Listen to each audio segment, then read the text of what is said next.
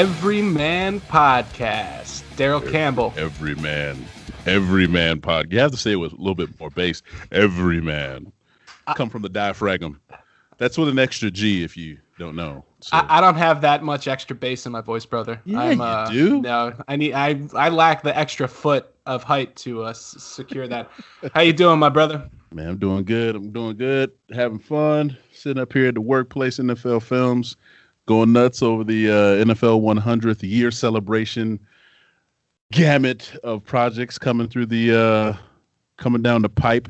But I'm with my brother Jay, so having fun, man. The Everyman, always working, always shredding. That's the theme of the Everyman. So we've been having a nice little run here so far. A couple weeks in, we've talked G.I. Joe, we've talked John Petrucci, We've talked a little bit of Mr. Big Chest, aka Antonio Brown, and today we're going to be talking about the 2019 NFL Draft Combine, which you just returned from. Am I right? Yes, I did. I did just return from that 2 days ago, and it was a pretty fun time. Where are they still running that at Lucas Oil, eh?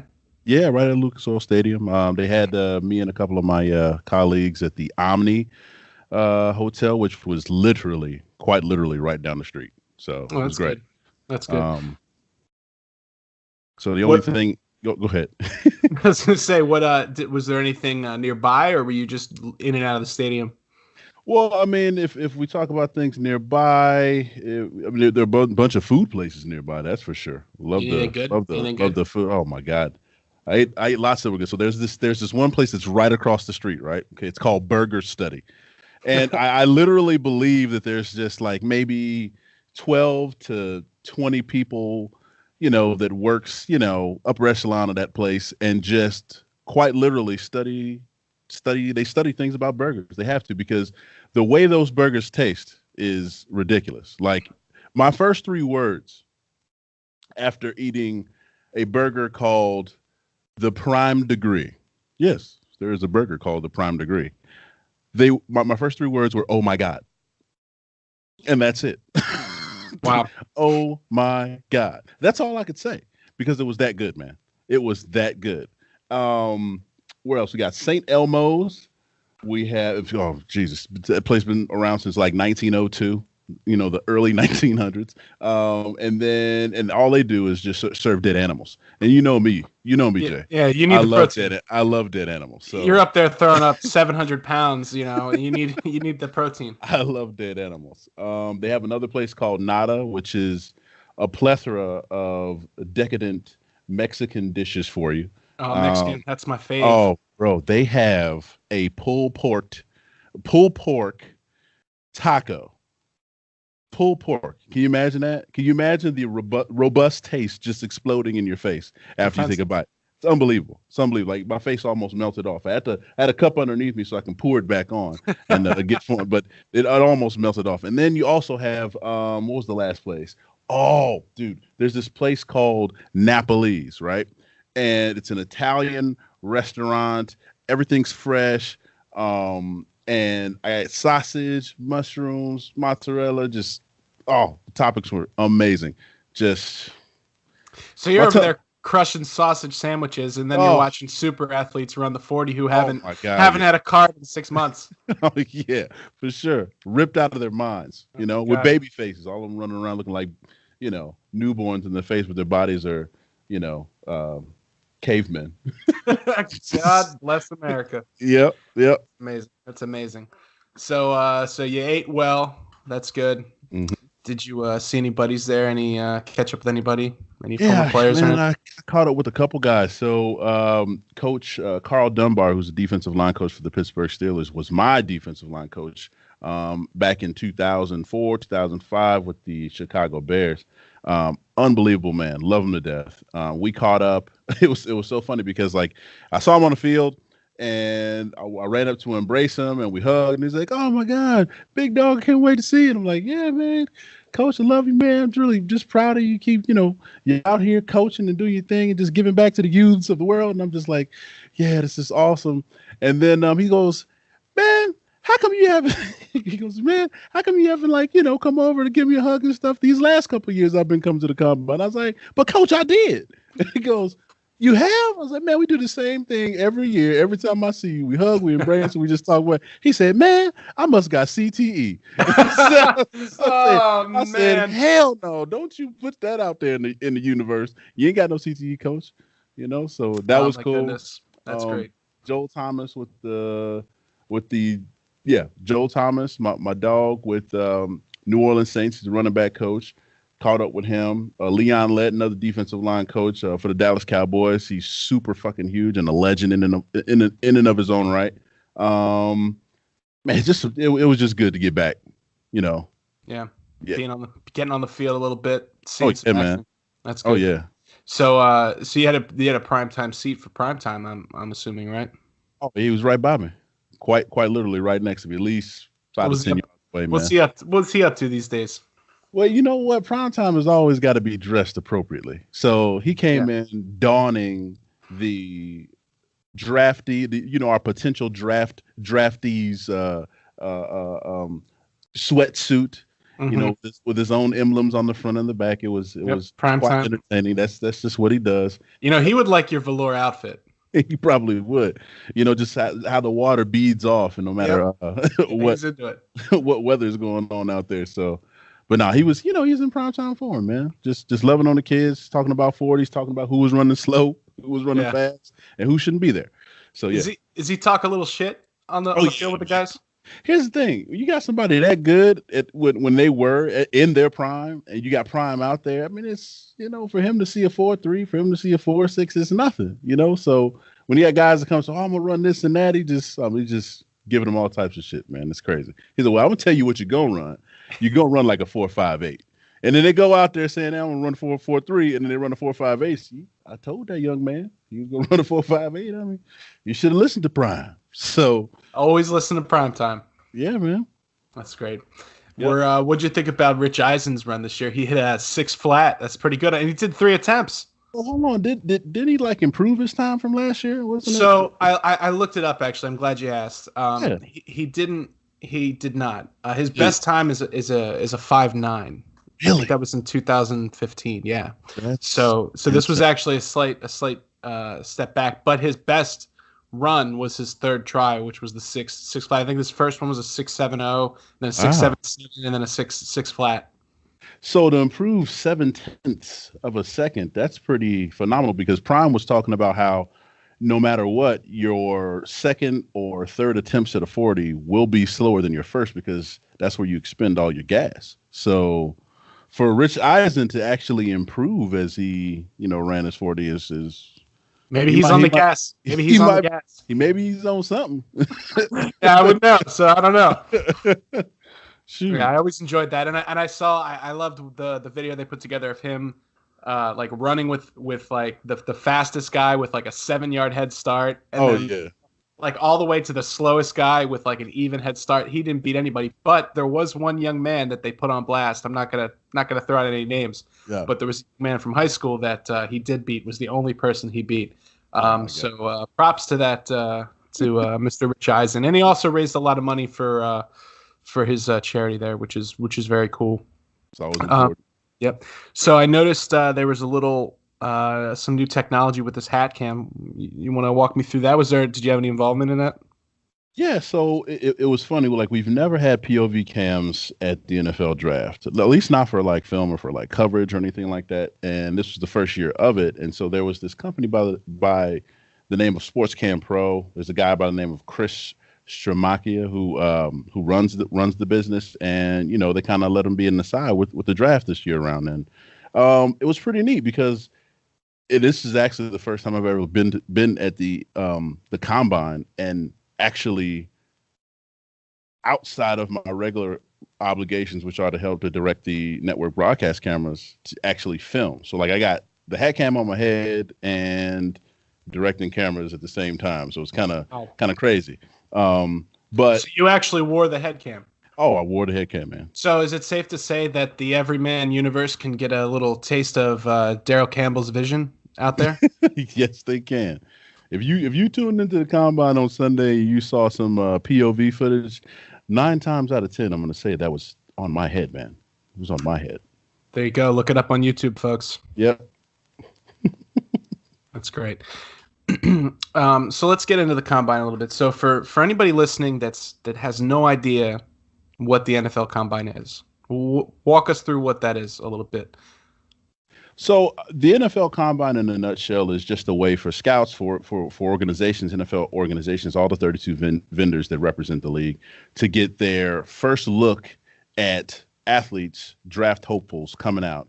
Physically, they get a taste of them mentally with the with some of the interviews that happen before the combine in the convention center, and then they get a chance to see some of their field workouts, which gives them a next level of, I should say, evaluation to see how you move, see what your spatial awareness is, how your body reacts. If you're a QB, is it an effortless throw? Are you out there playing catch, or are you struggling? Are you laboring? Because sometimes you can't see those things, and especially mechanically, on tape when you play.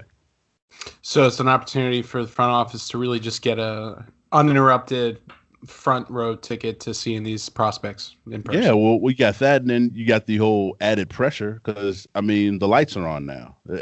Lights are on in college, but these lights could get you potential millions of dollars. So, right. It's a different environment altogether. And the stakes are high, like you said, because the 0.2 of a second on the 40 could be the difference between first round and undrafted for some of these positions. Correct. So let's jump into some of the players that were the standouts that we both kind of thought were there. So DK Metcalf, wide receiver out of Ole Miss, he was the talk of the town on social media before he even stepped on the field, just because of that picture he put out looking like a goddamn brick shit house. Jesus. Ridiculous, man. Yeah, everybody knows, if the Everyman universe, they know that we like to review the physique and compliment the hard work. Yep. And that is a man, first of all, and he is working 6'3", 228 pounds. Yep. A legit 1.9% body fat. They measured it multiple times, 1.9% body fat, and he ran a 4.33 40-yard dash. Yeah. Yep. And he followed it with a 4.38, which is only a few more hundredths. It's hard to explain how massive this guy is compared to the rest of the players. So my question is, as a fan, what was that like on the field? Oh my God. It was I saw both of his attempts, right? And the one thing I noticed, and I was telling my colleague Pat Harris, who also on-field directed alongside me, that when he was running the 40, the actual turf, the lane of turf that he was running on, bowed up every time he took a step.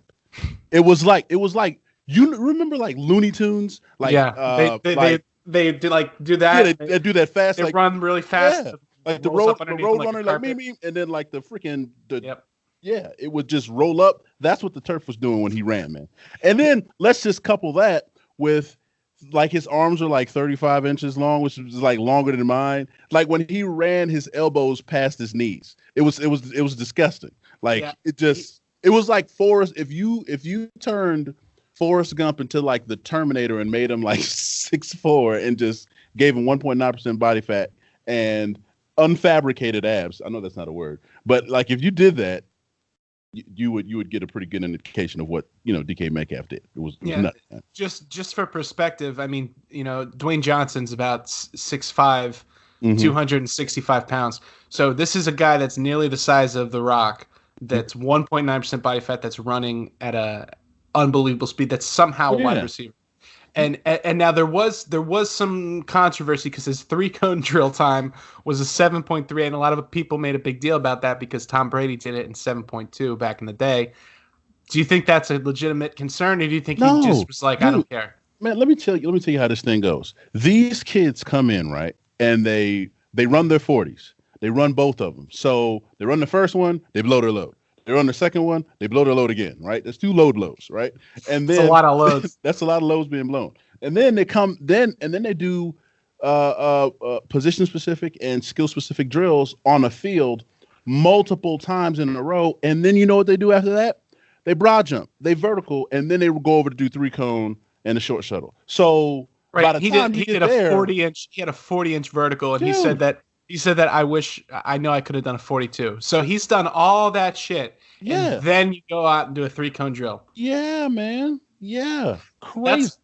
That's the kind of insight that you're only going to get here, because when you're watching NFL Network or you're watching ESPN, they're not telling you that he ran 35 drills and had to wait all that time in between, and he's not getting, he's hungry and all that stuff. So, I mean, I think he's going to be fine. Not to mention the fact that he's got the NFL pedigree.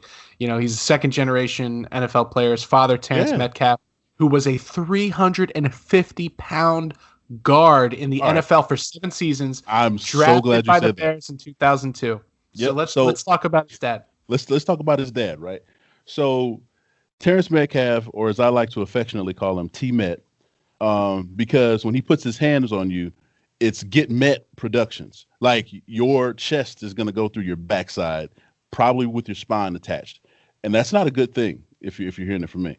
The guy was massive. There's no other word to describe him except massive. His head, let me put it like this. You put on a helmet, right?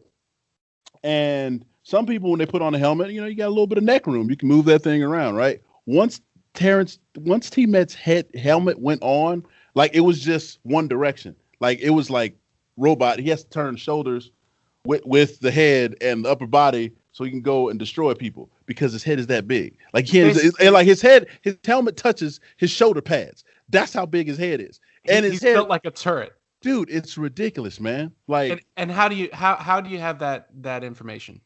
Oh, because I played against him. He was in Chicago when I was there. Like, so I got T-Met every day in practice. You know what I'm saying? So, dude, it's crazy. So now let me ask you. Son, yeah, man. So with a guy that's got that kind of knowledge and that kind of hand skill and that kind of power, how hard do you think that his son at that size and speed, with that pedigree and that knowledge, how hard do you think he's going to go in the pros? Dude, I mean, it's so hard, man. Like, off the chain hard. Like, the chain, like, it was on the chain, now it's off the chain. That's how hard he's going to go. And here's the thing. When you got a guy that size, and another, I got to tell you one more deal here too. The drills that he ran, out routes, post corner, ends, slants, everything he did, he looked fleet-footed. Like, I'm telling you, like, just skipping across the ground, like a ghost running 4-3, just like a phantom. It's natural. It's just natural, man. No laboring, no wasted motion, movement. Like, all body mechanics and swing gate motions were intact. It was nuts. So if you can imagine, and you gotta think too, like, he's been training with whatever agency he's been training with, since he, left college, and now he's in the prime shape of his life. That's all going to be transferred into the NFL game, man. Like, I can't wait to see it. Well, and in my review of him, one of the things I was most impressed with was just him as a dude, So he went to college. I don't know if you know this. He actually was at college at Ole Miss with his mom at the same time. She was studying criminal pathology. Okay, dude, that's awesome. And he was a hospitality management major. And his plan, okay, is he wants to open up a restaurant called, and I quote, "Cheesy Goodness," because everyone loves cheese, and the motto is going to be "Where cheese is king." Oh, I love it. Let me just tell you, I am 100% in with DK Metcalf as a human, 100% in with him as a prospect. Yeah. And I think, you heard it here first, DK Metcalf, I think he's going to be a safe bet. I tell you what, he should nickname himself Cheesy Goodness, because he out there just bleeding all over the track, man. I'm telling you, it's great. Unbelievable. Good stuff to see, man. Unbelievable. So next up, defensive back Zedrick Woods from Mississippi ran a 4.29 40 on laser. So real quick, before we even get into anything else, what does that mean on laser? What does that mean on land? Like, what does that mean on land? I'm not even talking about the laser. So if laser is 0.2 of a second slower because it takes 0.2 of a second for you as a human to blink and realize if you have just a regular stopwatch, oh, I got to stop this so I can see what he ran. So when he ran that 40 and I got my headset on, and here's the thing, he ran it so fast, I was like, what the hell? What just happened? He ran it so fast, I almost thought like maybe he didn't run through all the way, but like it was just he did. And everybody in the stands, all in unison, coaches, scouts, GMs, whatever. Oh, like looking at their stuff, like, oh my God, like that's crazy. You know why? Because they got the 0.2 of a second that you don't get at home. So for them, he just ran like 4 seconds flat or like 4-1, and they're just like, this can't be right. But I've been using this stopwatch since I was a baby. Like I understand. And like he ran a 4.29, laser beams attached to their heads, people. Laser beams. Like that's incredible. It's insane, man. So insane. So he do you think he's the real deal? Like was that a fluke? Do you think was that real speed? No, that's real speed, man. That's real speed. Whenever my retinas have to move that fast, and I like the vision of what I'm seeing is hitting my brain and saying, "Is this real? Is this really happening?" And it really did happen because he ran a 4.29. Like, yeah, man, that's legit speed. And when you get everybody in the stands at Lucas Oil Stadium, kind of looking at each other like, "The fuck just happened? What happened? Did he just?" And Prime is up there like, "Yeah, he fast, man. Like, yeah." Wow. Well, keeping it on defense, defensive line, Dexter Lawrence from Clemson. Mm-hmm. It's a 350-pound big boy in the middle.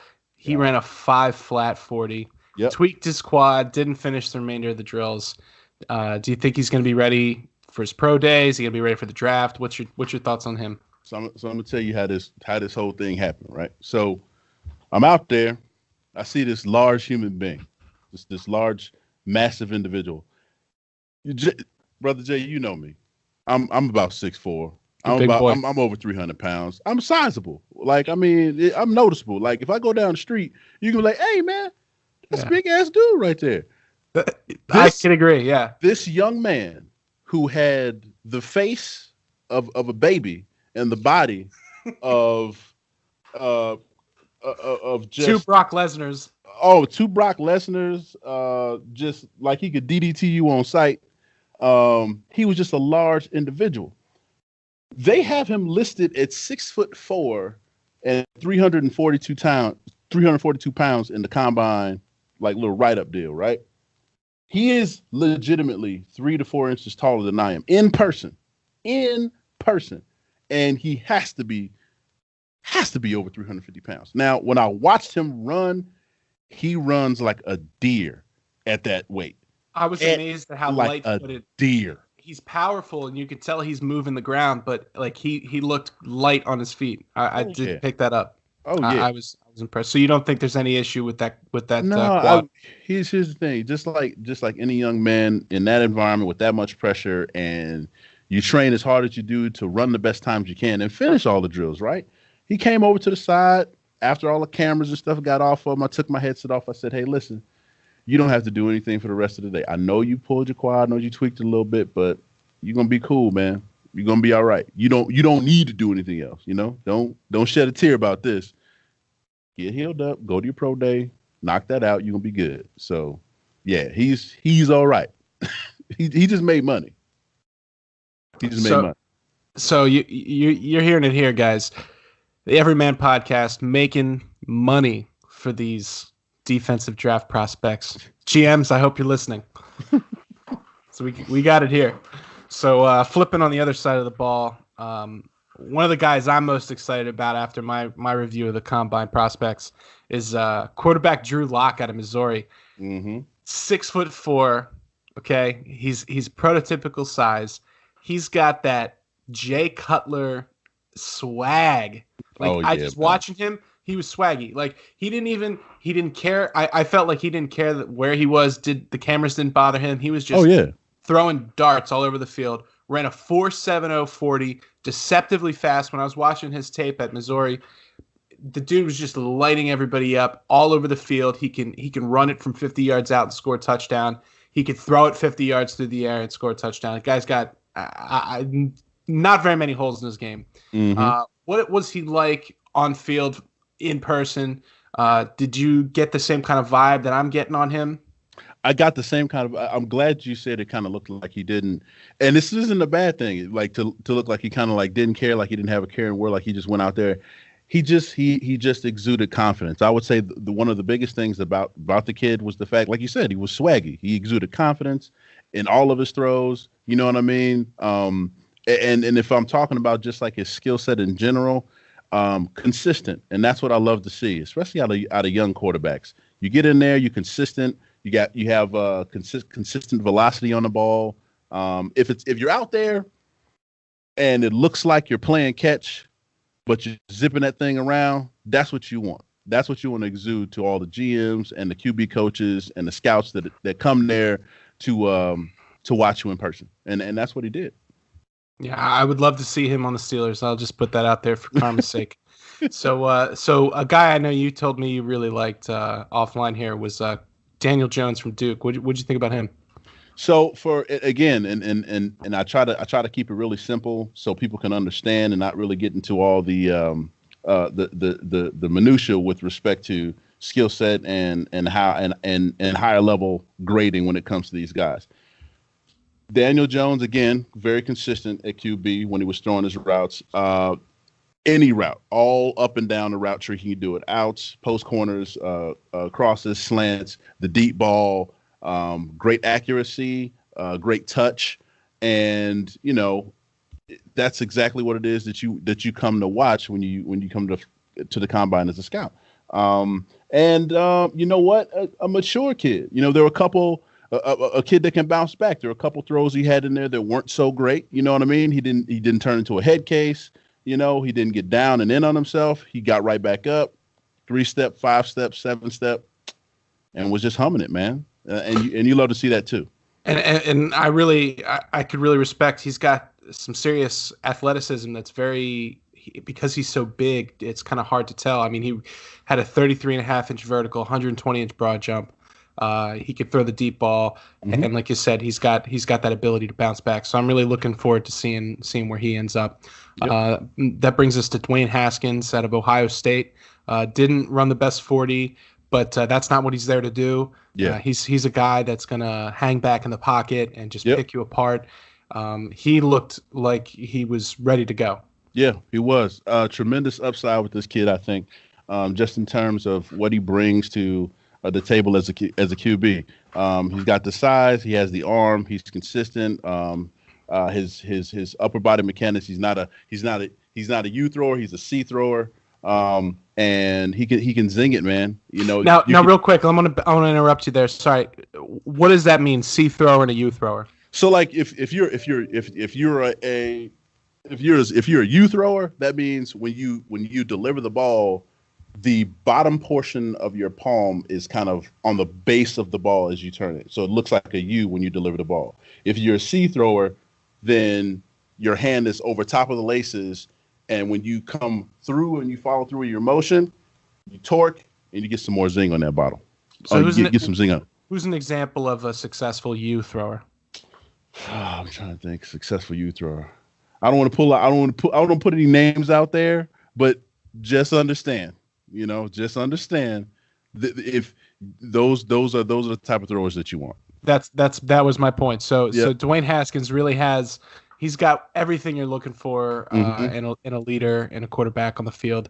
So I think he's going to be a pretty safe bet. Tyree Jackson out of Buffalo, 4.59 40, 34-inch vertical, 6'7", 249 pounds. Yeah, goddamn brick wall as well. He was a little bit of a social media darling because Steve Smith, Mr. Iceman himself, was out there barking at him for throwing the ball too hard, costing people money. Do you think that was overblown? Was he really throwing that hard? No, he was out there. He was throwing that ball. He was zipping it, but he's a young kid, you know what I'm saying? And at the NFL, he's going to be a project because, he really hasn't, I should say, shown all of the tangibles that teams want to see. And for him, he smiled. The one thing I would say is he's got a great personality because he smiled through all of it, even when Steve Smith was up chopping him down and just kind of telling him, "Hey man, take a little zip off that thing so guys can catch it, show a little touch. That's what people want to come here and see." He smiled through it all. He took it like a champ. But I believe that at the next level he's going to be a project. He's not going to athletically. Hey, he's gifted. We know this, but as far as delivering that ball, being consistent in his throws, being accurate with his throws, that wasn't there. That wasn't there when I saw it. You know what I mean? If anything, it seemed like he was trying too hard, trying to put too much on the ball. And again, when you're throwing a post quarter, you got to meet a wide receiver at a spot. You can't just laser that thing over because you got athletes out here, man. Athletes. And everybody's trying to have their moment to show that they're ready to take the job. Yeah. So last but not least, Mr. Controversy, Mr. Two Sport, Kyler Murray, Oklahoma. It was a big deal when he stepped on the scale. It was a big deal when they measured his height. Yeah. It was a big deal that he didn't do anything. Yeah. What's your deal on Kyler Murray? What are your thoughts? Let's lay it out. So let me try to equate this. If anybody knows or has any technical background on Avid Racks when it comes to non-linear editing, software, hardware, how just accompaniment, right? We're going deep here, folks. We're going deep. I'm going to try to put this, and then I'm going to sum it up real simple for you. So if you know what those old school Avid Racks look like, they're huge. They're ginormous. It's unbelievable. Like you're just like, oh my God, there's so much stuff in here. You got DVCs up here. You can digitize. It's great, right? It's huge, right? He is probably, let me say this. He's nothing like that giant rack. He is like the small bag that fits in the overhead compartment on a plane. And I feel that if he gets hit by anything in the National Football League, he will break, like just in half. Like Dolph Lundgren, if he dies, he dies. Like that's what's going to happen. And I know we don't like to use that word die or anything. Like I'm not wishing that. I'm not putting that out there. But all I'm saying is this. Of course not. Like, treasure trolls.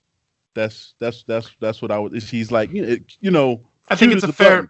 I think it's a fair question to wonder if a guy like that can hold up to the NFL schedule and the NFL beating. And when we're talking about guys that are 350 pounds that run a 5.40 40 that are coming at you on the other side, that's concerning. And I know he had a great season. He lights it up. But one of the things I know that's really considered is how the players interact.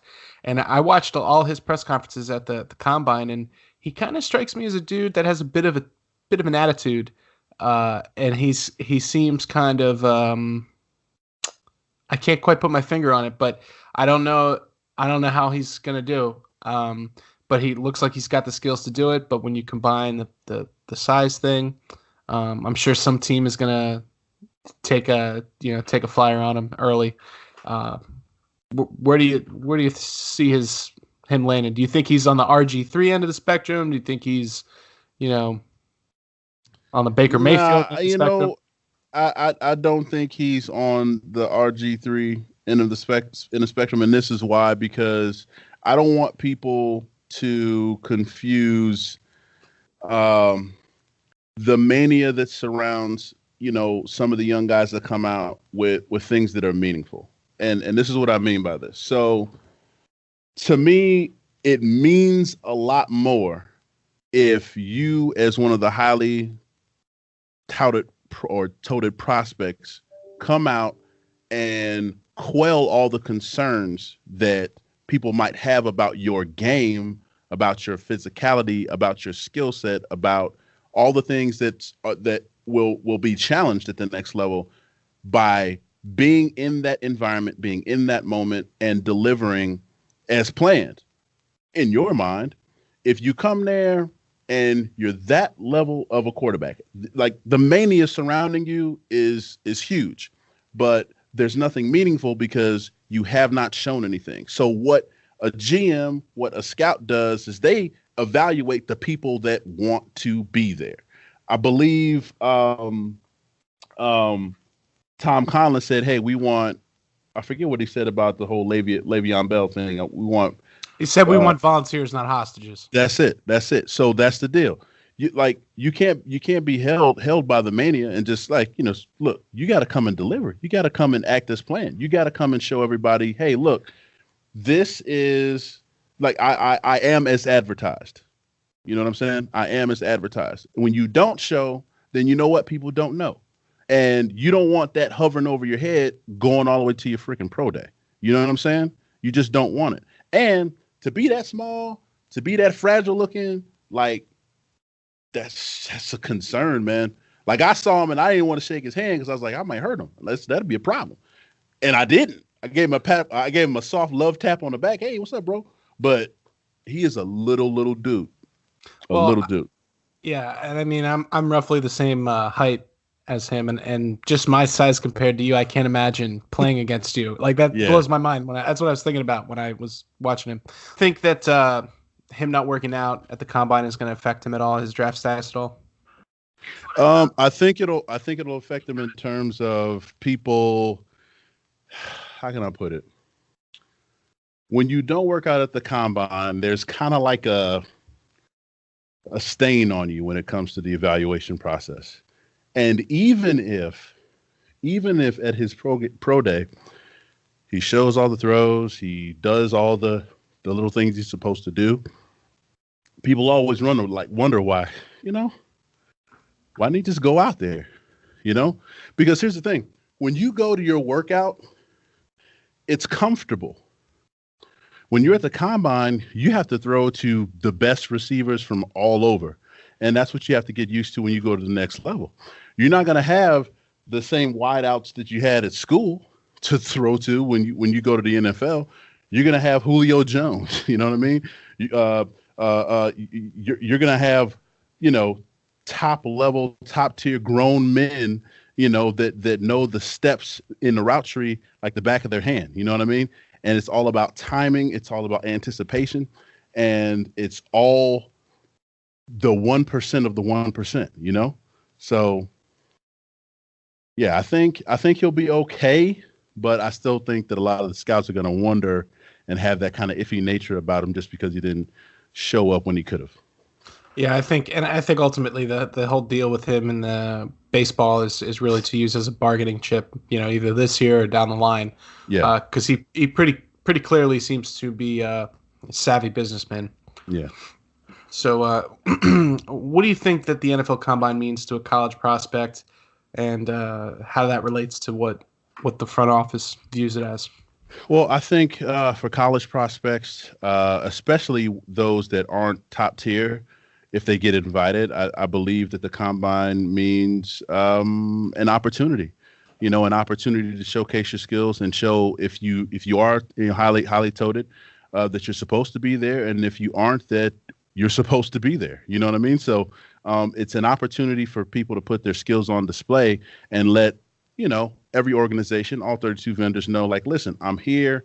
I have the requisite skills to be an asset to your organization, and let the numbers and the tape, be the proof, all that you need. So it's really, I mean, when we think about the everyman context, it's where guys who are nobodies can all of a sudden become the talk of the sports media world.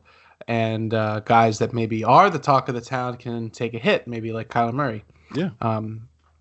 How important do you think the drills are, on field, versus the time that they spend in front of the GMs and the scouts, the Wonderlic test, breaking down? So do you for the interviews, all that stuff? I think the Wonderlic tests, the interviews, breaking down things on the Exos on the whiteboard. I think that all kind of speaks to the mental aspect of the game, the psychology of the game. They kind of want to get a baseline for how you handle yourself when you're not on the field, right? They want to get a baseline as to what your knowledge base is as it pertains to football. And I'll give you an example of that. There are a bunch of kids that have just raw talent that are great defensive linemen or great wide receivers or, great running backs, but they may not know anything about the game. They might not know anything about formations as a quarterback. They may not know the difference between pre-snap and post-snap recognition. You know what I mean? And how that plays a part before you even launch a ball. You know what I mean? So for scouts and for GMs and for coaches, it's always good to get that mental aspect in the classroom, on the chalkboard, and tether it to the on the field aspects, which the spatial awareness, the movement. They get to see you with their own eyes, not just watch tape. They're down there on the field. They're evaluating everything that you do, how you interact with the guys that are there. Do you cheer when dudes do good, or are you one guy, or you're a guy that's kind of reserved, or you're a guy that's like, hopeful that guy misses the pass? You know what I mean? Because all these little things add up to dollars, and they're there to evaluate it as best they possibly can. So the field drills is the physical. The off the field stuff is more mental and psychological, and it all pairs up to in dollars. When draft time comes around. I'm willing to bet that they've even got people in the hotels keeping an eye on these guys undercover, talking to the staff, who's ordering too much French toast, who's being an asshole to the waiters, the bartenders, all that stuff. Like, I tell you what, I can't say they do or they don't, but I do know, having played, that if you have an organization that takes, thousands of dollars from you by being overweight by a few pounds, I'm pretty sure they got somebody, checking a little bit, going around, asking some questions, when you don't think they're looking. So, yeah. Did you hear any talk of any of the wild questions? Because that's always a big deal, is like, who asked this about some so-and-so's mother, or, if they have both their testicles, all sorts of crazy shit. Did you hear anything like that? You know what? It's this year in particular, I really didn't. I didn't hear anything that was kind of funky, and I always go to the combine, looking for that stuff, like, who said, somebody is a unicorn or something. Like, I just says, and then, well, I'm a unicorn. Like, yeah, it's crazy. I hear that you wash yourself with, sandpaper. Is that true? Like, I'm like, what? No, I'm reading it right here from your high school bio. Like, it's just weird. But no, I haven't heard any crazy questions, no Bigfoot sightings and stuff like that. But I went to the combine looking for that stuff. So, why do you think they ask that kind of stuff? Well, like I said, I think it's all psychological. I think it's kind of like, hey, it's a way to get you to look left when you need to be focusing right. You know what I mean? And they want to, like I said, get that baseline of how you tackle situations. Are you straightforward? Are you direct? Is it something that's comical to you as a joke? You know what I mean? Or do you get, upset, violent? You know what I mean? There's some psychological, aspects to those questions that are triggers that they need to, be on the lookout for. Because, hey, if you can't take a joke and you want to go Hulk smashing everybody, I'm pretty sure they're not going to pick you up. So, yeah. Especially if they're going to give you $20 million a year at some point. Oh, come on. Yeah, for real.